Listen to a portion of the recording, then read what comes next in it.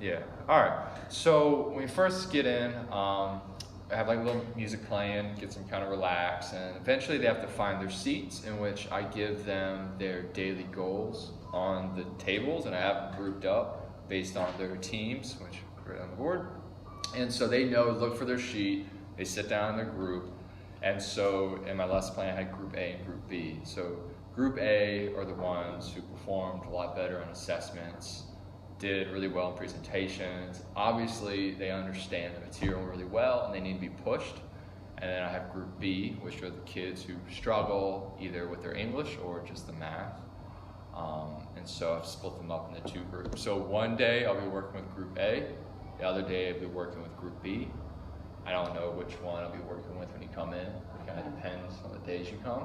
Okay. So these different teams Yeah, so you just, are some of those teams group A and some of them yeah. group B. Okay. So again, a lot of it is just me, like you seeing the beginning of the year, is guessing and checking and just seeing which teams work best together. So team Beta and team Gamma, tomorrow Tom will teach a lesson and I'll be with them. So that's group B. Okay. That's like Tom, Thomas, Nino, Kayla, Chloe, and Kaylee. So those kids usually struggle at the beginning of the year, and especially presentations. They just have a hard time with the material. Then Alpha, Delta, and Omega, that's group A. Those are like Johnny and Jill and the really good students, Kane, Wayne, the really high performing students. And then I got Toshwi, he does his own program. Oh, okay. So he has started from the beginning of the year, which the other students started in August. Oh. And yeah, he's really good at just going at his own pace. Well, the pace I tell him to go at. He's in here twice? No. So this side is their homework. Duh. You only, This side is I was thinking there are two sections. Yeah, what section they're on. So yeah, you can see. Oh, okay. So they know today, Beta and Gamma had to watch their 7.4 Okay. Khan Academy videos. And Toshwi has to watch 2.7. And the other people were listening to Tom. Well, no. So the other people will be doing classwork tomorrow on their own. Okay, got it. So if you were to come in tomorrow, you'll see we first start, as I said on the board, with a mindful moment, and as you've seen it, it's just something to get them focused, to get them, focus on what's important to them, on themselves, how they're feeling, and how that affects their learning. That'll take 2 to 5 minutes, and then we do daily puzzles. And they all do the same puzzles. So up until this point, they're all together. I address them all together. The puzzles usually I stop it after 10 minutes as we have classwork. So after 10 minutes, we'll break off into 2 groups. Are they all, I know that you said in your lesson plan it's a chance for like the high achieving students to kind of like strut their stuff. Do the lower students, do they get discouraged during the puzzles, or are they engaged with them as well? No, that's the good thing with the puzzles. I feel like the puzzles, it levels the playing ground. Because like Thomas, for instance, he's really good at the puzzles, but he struggles sometimes. I think it more is the social component with him. He has a hard time communicating, but he does really well with the puzzles. Trying to think of some students. Ween is a really strong student. She's not good with puzzles. Interesting. So it is a great confidence booster for a lot of the students who do struggle in Group B, and that's an opportunity for me to really encourage them and give them positive reinforcement for doing that. And all their puzzles are extra credit for the quiz. Okay, right. So I tally it, and it's on this computer. So and I put it on the board so they'll see. I keep a tally whenever they finish a puzzle. I tally it, and so when Group A takes their next quiz, I take the top half of that group, and they all get 5% on the quiz. Oh, okay. And then Group B, I tally their scores, so whenever they take the quiz, the top half, so it'll be like the top 3 or 4 kids, they'll get extra credit for that quiz. Okay. And then we start over the next quiz. Okay. It's just 5%, but it kind of keeps them motivated. Yeah. Gives them some fun to look forward to. And then we split off into the 2 groups, and every day I put their group sheets in the back if I'm not working with them.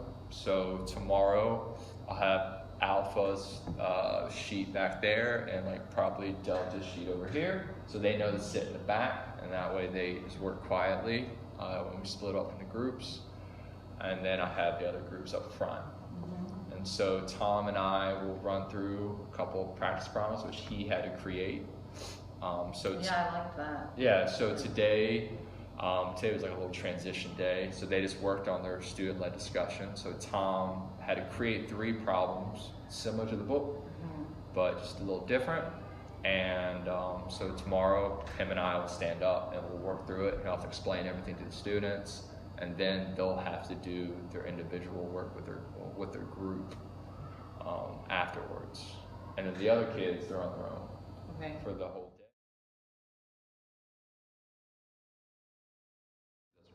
Doesn't really matter. Yeah. Anyway, so there's the first standard.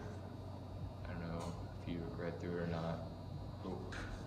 What I take from it is basically, do you understand how learning works, I guess, and do you consider all different influencing factors?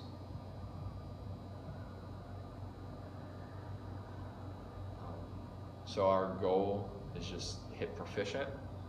That's what our instructor said, just to kind of aim for this column. No, I think the only constructive feedback I've ever given you, Nick, is just to not rush and say, oh, it's not working, and then change. But I feel like you really, you understand how learning works, and you try everything you can to meet their needs and, give them their individualized instruction to help them learn. Oh, here's a huge problem with me collaborating with families. At the beginning of the year I did a little bit, but I don't know, I feel like none of the students are really doing terrible in the class. The parents, I know I should be a little more proactive and contact them. No parents are contacting me, and the conversations I do have at the parent conferences are pretty positive. But that's one thing I definitely don't do. I do not work with the families at all. Maybe make a goal to send, I know one other teacher, she sends one positive email a week. Yeah.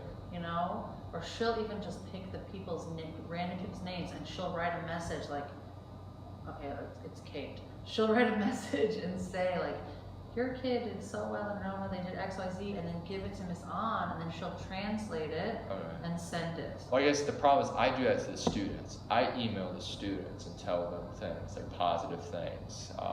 But I guess I don't really have all the parents' email addresses. They're in power school. Yeah, that's the thing. I always have to. I haven't taken the effort. But they're too cool for school, old. But seriously, if you sent that to their parents would be so proud and would say something to them, and it would make them feel really good. Yeah, I've made it just an effort to email students, on a regular basis, the ones who I see who used to be struggling but have put forth a lot of effort. Yeah, that means so much. But not to the parents. That's definitely something I need to work on. But yeah, you can't all be perfect. I just got something that. yeah, anything else?